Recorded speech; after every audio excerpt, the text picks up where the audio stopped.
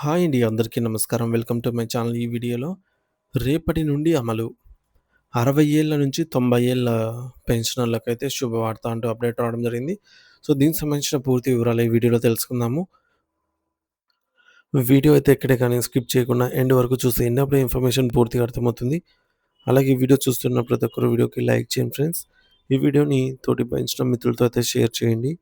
కొత్తగా మన ఛానల్ చూస్తున్నవారు ఇంకా ఎవరైనా సబ్స్క్రైబ్ చేసుకోకపోతే వెంటనే మన ఛానల్‌ని సబ్స్క్రైబ్ చేసుకోండి. సబ్స్క్రైబ్ చేసుకోవడం వల్ల నేను చేసే ప్రతి ఒక్క వీడియో మీ వరకు రీచ్ అవుతుంది. ఇక ఆలస్యం చేయకుండా వివరాలకైతే వెళ్ళిపోదాము. ఫ్రెండ్స్ ఇక విషయానికొచ్చినట్టయితే 60 ఏళ్ల నుంచి 90 ఏళ్ల మధ్య వయస్సు కలిగిన పెన్షనర్లందరికీ కేంద్ర ప్రభుత్వం మరియు ఈపీఎఫ్ఓ సంస్థ నుంచి ఒక అద్భుతమైన మరియు చారిత్రాత్మకమైన శుభవార్త వెలువడింది. రాబోయే 2026వ సంవత్సరం నుండి ఉద్యోగుల పెన్షన్ పథకంలో ఈపీఎస్ పెను మార్పులు చేస్తూ ప్రభుత్వం ఒక సరికొత్త విధానానికి శ్రీకారం చుట్టింది. దీనికి సంబంధించి అధికారికంగా ఆమోద ముద్ర కూడా లభించింది. ఈ మార్పుల వల్ల వయసు మళ్లిన వృద్ధులకు, ముఖ్యంగా రిటైర్ అయిన ఉద్యోగులకు ఆర్థికంగా గొప్ప వెసులుబాటు కలగబోతోంది. ప్రస్తుతం అమల్లో ఉన్నటువంటి పాత ఈపీఎస్ 1995 పథకం స్థానంలో ఆధునిక కాలపు అవసరాలకు మరియు పెరిగిన నిత్యావసర ధరలకు అనుగుణంగా రూపొందించబడినటువంటి ఈపీఎస్ 2026 పథకాన్ని తీసుకురావాలని అయితే ప్రభుత్వం నిర్ణయించింది. ఈ కొత్త పథకం అమల్లోకి రావటం వల్ల లక్షలాది మంది పెన్షనర్ల జీవితాల్లో భారీ మార్పు రాబోతోంది. ముఖ్యంగా పెన్షన్ మొత్తాన్ని లెక్కించే విధానంలో ప్రభుత్వం కీలక సవరణలు చేసింది. దీనివల్ల నెలవారీ అందే పెన్షన్ డబ్బులు గణనీయంగా పెరిగే అవకాశం ఉంది. గతంలో ఉన్న అనేక అడ్డంకులను తొలగిస్తూ పెన్షనర్లకు గరిష్ట ప్రయోజనం చేకూర్చడమే ఈ యొక్క కొత్త చట్టం యొక్క ప్రధాన ఉద్దేశ్యంగా అయితే ఉంది. మరి ఈ సరికొత్త మార్పుల్లో భాగంగా ఈపీఎఫ్ ఖాతాలో కనీసం 25% నిల్వను తప్పనిసరిగా ఉంచాలనే నిబంధనను తీసుకొని వచ్చారు. దీనిపై విశ్రాంత ప్రాంతీయ పీఎఫ్ కమిషనర్ జై శ్రీనివాస్ గారు స్పందిస్తూ, ఈ నిర్ణయాన్ని మనస్ఫూర్తిగా స్వాగతించడమే కాకుండా ఇది పెన్షనర్ల భవిష్యత్తుకు ఎంతో మేలు చేస్తుందని అయితే పేర్కొన్నారు. ఈ 25% నిల్వ నిబంధనల వల్ల పెన్షన్ నిధికి ఆర్థిక స్థిరత్వం లభిస్తుంది. తద్వారా పెన్షనర్లకు సుదీర్ఘ కాలంలో ఎటువంటి అంతరాయం లేకుండా డబ్బులు అందుతూనే ఉంటాయి.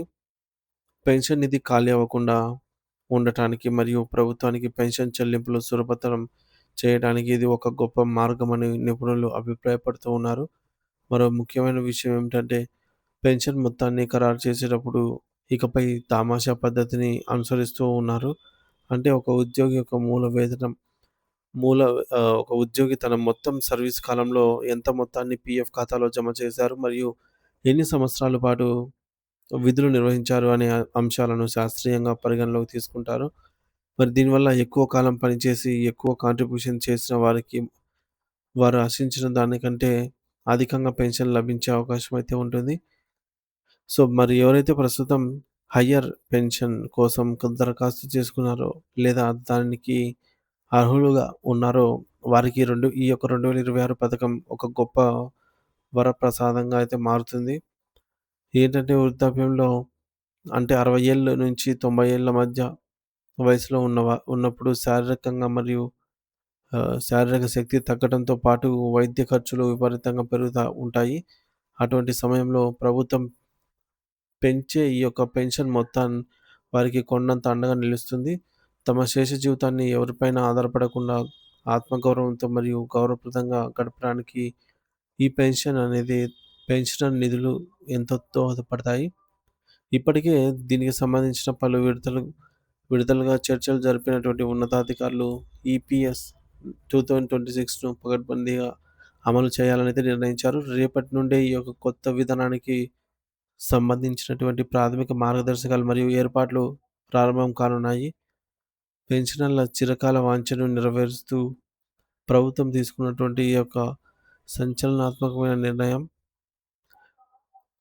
సో, ఈ నిర్ణయం వల్ల రాష్ట్ర వ్యాప్తంగా ఉన్న లక్షలాది మంది కుటుంబాల్లో కొత్త వెలుగులు నిండనున్నాయి.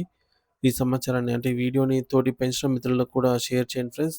షేర్ చేయడం వల్ల వారికి కూడా తెలియజేసి ఈ భారీ మార్పుల గురించి అవగాహన కల్పించాల్సిన బాధ్యత మనందరిపైన ఉంది. Thank you for watching this video.